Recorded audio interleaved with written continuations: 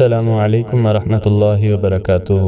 قصص الفلاح YouTube channel پر خوش آمدید۔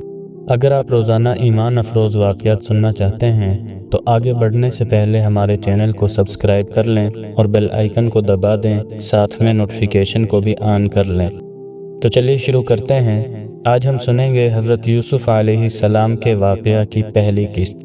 ہم آج کی ویڈیو میں مندرجہ ذیل عنوانات پر بات کریں گے۔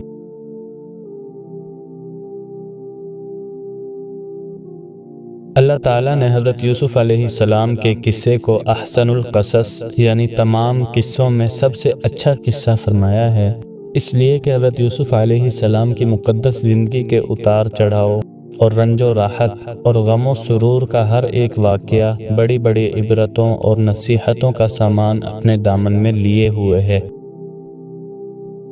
حضرت یعقوب علیہ السلام کے 12 بیٹے تھے، جن کے نام یہ ہیں: یہودا، روبیل، شمعون، لاوا، زبولون، یجر، دان، فتائی، جاد، آسر، یوسف، بنیامین۔ حضرت یعقوب علیہ السلام کے یہ کل 12 بیٹے تھے، اور ان میں سے ہر لڑکا صاحب اولاد ہوا اور سب کے خاندان خوب پھلے پھولے۔ چونکہ حضرت یعقوب علیہ السلام کا لقب اسرائیل تھا، اس لیے یہ 12 خاندان بنی اسرائیل کہلائے۔ ان 12 بیٹوں میں 10 بیٹے حضرت یعقوب علیہ السلام کی پہلی بیوی لیا بنت لیان سے پیدا ہوئے۔ لیا کی وفات کے بعد حضرت یعقوب علیہ السلام نے لیا کی بہن راحیل بنت لیان سے نکاح کر لیا، اور ان کے پیٹ سے 2 لڑکے حضرت یوسف علیہ السلام اور بنیامین پیدا ہوئے۔ بنیامین حضرت یوسف علیہ السلام کے حقیقی بھائی تھے، اور باقی 10 بھائی باپ شریک تھے۔ حضرت یوسف علیہ السلام کی والدہ راحیل کا انتقال بھی ان کے بچپن میں ہی بنیامین کی ولادت کے وقت ہی ہو چکا تھا۔ چنانچہ حضرت یوسف علیہ السلام کا نسب نامہ یوں ہے: یوسف بن یعقوب بن اسحاق بن ابراہیم علیہم السلام۔ اس طرح حضرت یوسف علیہ السلام حضرت ابراہیم علیہ السلام کے پڑپوتے ہیں۔ حضرت یوسف علیہ السلام اپنے تمام بھائیوں میں سب سے زیادہ خوبصورت اور اپنے باپ کے سب سے زیادہ لاڈلے تھے، اور چونکہ ان کی پیشانی پر نور نبوت کے نشان بالکل واضح تھے، اس لیے حضرت یعقوب علیہ السلام ان کا بے حد احترام کرتے اور ان سے انتہائی محبت فرماتے تھے۔ حضرت یوسف علیہ السلام کا نام قرآن کریم میں 36 مرتبہ آیا ہے، جن میں سے 24 مرتبہ صرف سورہ یوسف میں آیا ہے اور بقیہ دیگر صورتوں میں۔ اور حضرت یوسف علیہ السلام کو یہ فخر بھی حاصل ہے کہ اپنے پردادا حضرت ابراہیم علیہ السلام کی طرح ان کے نام کی بھی قرآن پاک میں ایک سورت یعنی سورہ یوسف نازل ہوئی ہے۔ چونکہ حضرت یعقوب علیہ السلام اپنی اولاد میں حضرت یوسف علیہ السلام سے بے حد محبت کرتے تھے، یہ بات یوسف کے بھائیوں کے لیے بے حد شاق اور ناقابل برداشت تھی، اور وہ ہر وقت اس فکر میں لگے رہتے تھے کہ یعقوب علیہ السلام کے دل سے اس کی محبت نکال ڈالیں یا پھر یوسف کو ہی راستے سے ہٹا دیں تاکہ قصہ ہی پاک ہو جائے۔ ان بھائیوں کا حاسدانہ خیال اس وقت مزید پختہ ہو گیا جب حضرت یوسف علیہ السلام نے ایک خواب دیکھا کہ 11 ستارے اور سورج اور چاند ان کے سامنے سجدہ ریز ہیں۔ حضرت یعقوب علیہ السلام نے جب یہ خواب سنا تو سختی کے ساتھ یوسف علیہ السلام کو منع کر دیا کہ اپنا یہ خواب کسی سے بیان نہ کرنا، ایسا نہ ہو کہ تیرے بھائی حسد میں آ کر تیرے ساتھ کوئی برا معاملہ کر بیٹھیں یا تجھے کوئی نقصان پہنچا دیں۔ جس وقت حضرت یوسف علیہ السلام نے یہ خواب دیکھا تھا، اس وقت حضرت یوسف علیہ السلام کی عمر با اختلاف روایات 13 سال، 14 سال یا 17 سال کی تھی۔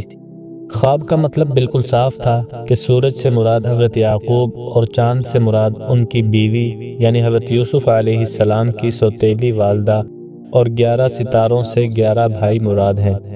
حضرت عبداللہ بن عباس رضی اللہ تعالیٰ عنہ فرماتے ہیں کہ 11 ستاروں سے یوسف علیہ السلام کے 11 بھائی، اور چاند سورج سے مراد ان کے ماں باپ ہیں۔ یوسف علیہ السلام کی حقیقی والدہ راحیل کا اگرچہ انتقال ہو چکا تھا، لیکن سوتیلی ماں بھی چونکہ حقیقی ماں کے قائم مقام ہوتی ہے، اس لیے سوتیلی ماں کو والدہ سے تعبیر کیا۔ سورہ یوسف کی دوسری آیت سے حضرت یوسف علیہ السلام کا قصہ شروع ہوتا ہے کہ یوسف علیہ السلام کے بھائیوں نے اپنے والد کو دیکھا کہ وہ یوسف سے غیر معمولی محبت رکھتے ہیں۔ اس پر ان کو حسد ہوا، اور یہ بھی ممکن ہے کہ کسی طرح بھائیوں کو یوسف علیہ السلام کے خواب کا علم ہو گیا ہو، جس سے انہوں نے محسوس کیا ہو کہ یوسف کی تو بڑی شان ہونے والی ہے، اس سے حسد ہوا ہو، اور وہ سمجھتے ہوں کہ محبت تو ہم سے زیادہ ہونی چاہیے، اس لیے کہ ہم ایک بڑی اور طاقتور جماعت ہیں، وقت پڑنے پر ہم ہی کام آ سکتے ہیں، یہ بچے کیا کام آئیں گے۔ اس لیے ہمارے والد کی یہ کھلی ناانصافی ہے۔ اب اس کے علاج کی دو صورتیں ہو سکتی ہیں، یا تو یوسف کو قتل کر دیا جائے تاکہ قصہ ہی پاک ہو جائے، یا پھر اس کو کسی دور دراز ملک میں پہنچا دیا جائے۔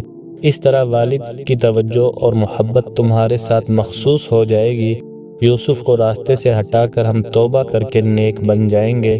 چنانچہ مشورے میں بڑے بھائی یہودا نے یہ فیصلہ کیا کہ یوسف کو جنگل کے کنویں میں پھینک دیا جائے اور وہاں سے کوئی قافلہ اس کو لے جائے گا۔ جب بھائیوں کے درمیان مشورے میں یہ بات طے ہو گئی کہ یوسف کو جنگل کے اندھیرے کنویں میں ڈال دیا جائے، تو اپنے والد کی خدمت میں حاضر ہوئے اور خیر خواہانہ انداز میں یہ درخواست پیش کی کہ ابا جان، یہ کیا بات ہے کہ آپ یوسف کے بارے میں ہم پر مطمئن نہیں ہیں، حالانکہ ہم اس کے پورے خیر خواہ اور ہمدرد ہیں۔ کل آپ اس کو ہمارے ساتھ سیر و تفریح کے لیے بھیج دیجئے کہ وہ بھی آزادی کے ساتھ کھائے پیے اور کھیلے کودے، ہم اس کی پوری طرح سے حفاظت کریں گے۔ حضرت یعقوب علیہ السلام نے فرمایا، میں اس کو تمہارے ساتھ اس لیے نہیں بھیجتا کہ مجھے خطرہ ہے کہیں ایسا نہ ہو کہ تمہاری غفلت کی وجہ سے اسے کوئی بھیڑیا یا کوئی اور درندہ کھا جائے۔ حضرت یعقوب علیہ السلام نے بھیڑیے کا خطرہ یا تو اس وجہ سے محسوس کیا کہ سرزمین کنعان میں بھیڑیے بہت زیادہ تھے اور آئے روز انسانوں کو نقصان پہنچاتے رہتے تھے، یا اس وجہ سے کہ اسرائیلی روایت کے مطابق حضرت یعقوب علیہ السلام نے ایک خواب دیکھا تھا کہ وہ خود ایک پہاڑ کے اوپر ہیں اور یوسف علیہ السلام پہاڑ کے دامن میں ہیں۔ اچانک 10 بھیڑیوں نے یوسف پر حملہ کرنا چاہا، مگر ان میں سے ایک بھیڑیے نے مدافعت کر کے چھڑا دیا۔ پھر یوسف زمین کے اندر چھپ گئے، جس کی تعبیر بعد میں اس طرح ظاہر ہوئی کہ 10 بھیڑیے یہ 10 بھائی تھے، اور جس بھیڑیے نے مدافعت کر کے ان کو ہلاکت سے بچایا وہ بڑے بھائی یہودا تھے، اور زمین میں چھپ جانا کنویں کی گہرائی سے تعبیر ہے۔ حضرت عبداللہ بن عباس رضی اللہ تعالیٰ عنہ سے ایک روایت میں منقول ہے کہ یعقوب علیہ السلام کو اس خواب کی بنا پر خود ان بھائیوں سے خطرہ تھا، انہی کو بھیڑیا کہا تھا، مگر مصلحتاً پوری بات ظاہر نہ کی۔ چنانچہ جب وہ یوسف علیہ السلام کو لے کر جنگل میں پہنچے تو دشمنی کے جوش میں ان کو زمین پر پٹخ دیا اور سب نے بہت زیادہ مارا، پھر ان کا کرتا اتار دیا۔ پھر جب یوسف علیہ السلام کو کنویں میں ڈالنے لگے تو وہ کنویں کی دیوار سے چمٹ گئے۔ بھائیوں نے ان کے ہاتھ باندھ دیے تاکہ کسی چیز کو نہ پکڑ سکیں۔ اس وقت یوسف علیہ السلام نے پھر ان سے فریاد کی، مگر بجائے ان پر رحم کرنے کے جواب یہ ملا کہ 11 ستارے جو تجھے سجدہ کرتے ہیں ان کو بلا، وہی تیری مدد کریں گے۔ پھر ایک ڈول میں رکھ کر کنویں میں لٹکا دیا اور درمیان میں ہی رسی کاٹ دی۔ اللہ تعالیٰ نے یوسف علیہ السلام کی حفاظت فرمائی، اور قریب ہی ایک پتھر کی چٹان جو باہر کو نکلی ہوئی تھی اس پر صحیح سالم بیٹھ گئے۔ بعض روایات میں ہے کہ جبرائیل علیہ السلام نے ان کو چٹان پر بٹھا دیا تھا اور ہاتھ پاؤں کھول کر تسلی دیتے ہوئے ان کا خوف و ہراس دور کیا، اور گھر سے چلتے وقت حضرت یعقوب علیہ السلام نے حضرت یوسف علیہ السلام کا جو کرتا تعویذ بنا کر آپ کے گلے میں ڈالا تھا وہ نکال کر آپ کو پہنا دیا۔ کہا جاتا ہے کہ اس سے اندھیرے کنویں میں روشنی ہو گئی، اور یہ کرتا حضرت ابراہیم علیہ السلام کا تھا۔ یوسف علیہ السلام 3 روز کنویں میں رہے۔ ان کا بھائی یہودا دوسرے بھائیوں سے چھپ کر روزانہ ان کے لیے کھانا لاتا اور ڈول کے ذریعے کھانا ان تک پہنچا دیتا۔ حضرت یوسف علیہ السلام کے بھائی آپ کو کنویں میں ڈال کر آپ کے کرتے کو بکرے کے خون سے لت پت کر کے عشاء کے وقت اپنے گھر کو روانہ ہو گئے، اور مکان کے باہر ہی سے چیخیں مار کر رونے لگے۔ حضرت یعقوب علیہ السلام گھبرا کر گھر سے باہر نکلے اور رونے کا سبب پوچھا کہ تم لوگ کیوں رو رہے ہو؟ کیا تمہاری بکریوں کو کوئی نقصان پہنچا ہے یا پھر حضرت یعقوب علیہ السلام نے دریافت کیا کہ یوسف کہاں ہیں؟ مجھے وہ نظر نہیں آ رہا۔ تو بھائیوں نے روتے ہوئے کہا کہ ہم کھیلتے ہوئے دور نکل گئے تھے اور یوسف کو اپنے سامان کے پاس بٹھا دیا تھا، تو ایک بھیڑیا آیا اور بھائی کو کھا گیا، اور یہ ان کا کرتا ہے۔ حضرت یعقوب علیہ السلام نے اشک بار ہو کر اپنے نور نظر کے کرتے کو جب ہاتھ میں لے کر غور سے دیکھا تو کیا دیکھتے ہیں کہ کرتا تو بالکل سلامت ہے، کرتا کہیں سے بھی پھٹا ہوا نہیں ہے۔ ان لوگوں نے کرتے میں خون تو لگایا لیکن پھاڑنا بھول گئے تھے۔ آپ ان لوگوں کے مکر اور جھوٹ کو بھانپ گئے اور فرمایا کہ بڑا ہوشیار اور سیانہ بھیڑیا تھا کہ میرے یوسف کو تو کھا گیا، مگر ان کے کرتے پر ذرا سی خراش بھی نہ آنے دی۔ آپ نے تو صاف صاف فرما دیا کہ سب تم لوگوں کی کارستانی اور مکر و فریب ہے۔ پھر آپ نے دکھے دل اور درد بھری آواز میں فرمایا کہ اب تو میرے لیے صبر ہی بہتر ہے، اور جو باتیں تم بنا رہے ہو ان پر اللہ ہی کی مدد درکار ہے۔ حضرت یوسف علیہ السلام 3 دن اس کنویں میں تشریف فرما رہے۔ یہ کنواں کھارا تھا، مگر آپ کی برکت سے اس کا پانی بہت ہی زیادہ میٹھا ہو گیا۔ اتفاق سے ایک قافلہ مدین سے مصر جا رہا تھا۔ جب اس قافلے کا ایک آدمی جس کا نام مالک بن زعر خزاعی تھا پانی بھرنے کے لیے آیا، کنویں میں ڈول ڈالا تو حضرت یوسف علیہ السلام ڈول پکڑ کر لٹک گئے۔ مالک بن زعر نے ڈول کھینچا تو آپ کنویں سے باہر نکل آئے۔ جب اس نے آپ کے حسن و جمال کو دیکھا تو یا بشرا ھذا غلام یہ کہہ کر اپنے ساتھیوں کو خوشخبری سنانے لگا کہ دیکھو کتنا خوبصورت لڑکا ہے۔ حضرت یوسف علیہ السلام کے بھائی جو اس جنگل میں روزانہ بکریاں چرایا کرتے تھے اور روزانہ کنویں میں جھانک جھانک کر دیکھا کرتے تھے، جب ان لوگوں نے آپ کو کنویں میں نہیں دیکھا تو تلاش کرتے ہوئے قافلے کے پاس جا پہنچے اور آپ کو دیکھتے ہی کہنے لگے کہ یہ تو ہمارا بھاگا ہوا غلام ہے جو بالکل ہی ناکارہ اور نافرمان ہے۔ اگر تم اس کو خریدو تو بہت ہی سستا تمہیں فروخت کر دیں گے، مگر شرط یہ ہے کہ تم لوگ اس کو یہاں سے اتنی دور لے جا کر فروخت کرنا کہ یہاں تک اس کی خبر بھی نہ پہنچے۔ حضرت یوسف علیہ السلام بھائیوں کے خوف سے خاموش کھڑے رہے اور ایک لفظ بھی نہ بولے۔ پھر ان کے بھائیوں نے ان کو مالک بن زعر کے ہاتھوں 20 درہم میں فروخت کر دیا۔ مالک بن زعر نے ان کو خرید کر مصر کے بازار کا رخ کیا اور بازار میں ان کو فروخت کرنے کا اعلان کیا۔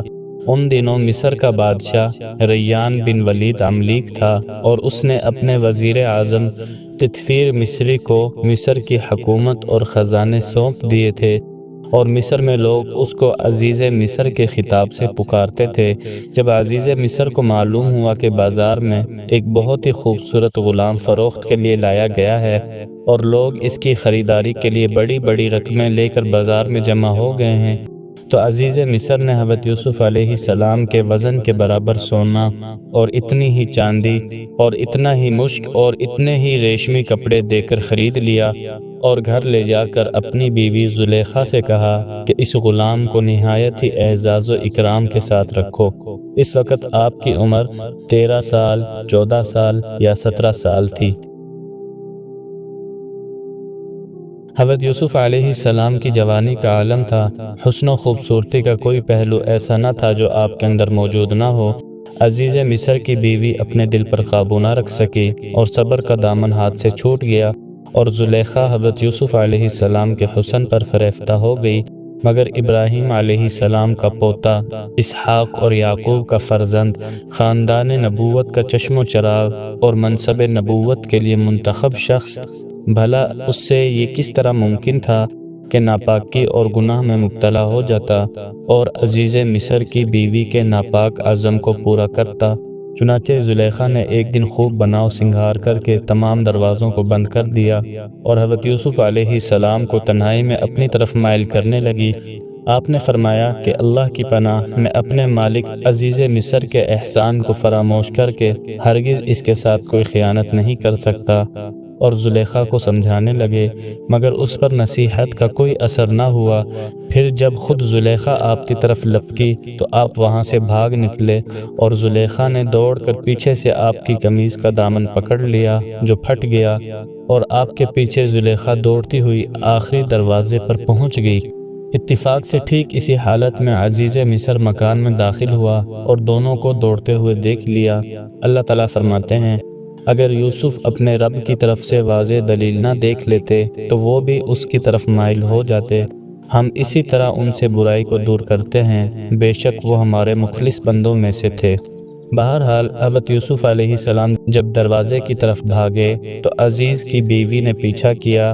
دروازہ کسی طرح کھل گیا، سامنے عزیز مصر اور عورت کا چچا زاد بھائی کھڑے ہوئے تھے۔ عورت ان کو دیکھ کر سٹپٹا گئی اور اصل حقیقت کو چھپانے کے لیے غیظ و غضب میں آ کر کہنے لگی کہ ایسے شخص کی سزا قید خانہ یا دردناک سزا ہی ہو سکتی ہے جو تیرے گھر والوں کے ساتھ برا ارادہ رکھتا ہو۔ حضرت یوسف نے اس کے مکر و فریب کو سنا تو فرمایا یہ اس کا بہتان ہے، اصل حقیقت یہ ہے کہ خود اس نے میرے ساتھ برائی کا ارادہ کیا تھا، مگر میں کسی طرح نہ مانا اور بھاگ کر نکلنا چاہتا تھا کہ اس نے پیچھا کیا۔ اتفاقاً سامنے آپ نظر آ گئے تو اس نے یہ جھوٹ گھڑ لیا۔ عزیز کی بیوی کا چچا زاد بھائی ذکی یعنی سمجھدار اور ہوشیار تھا۔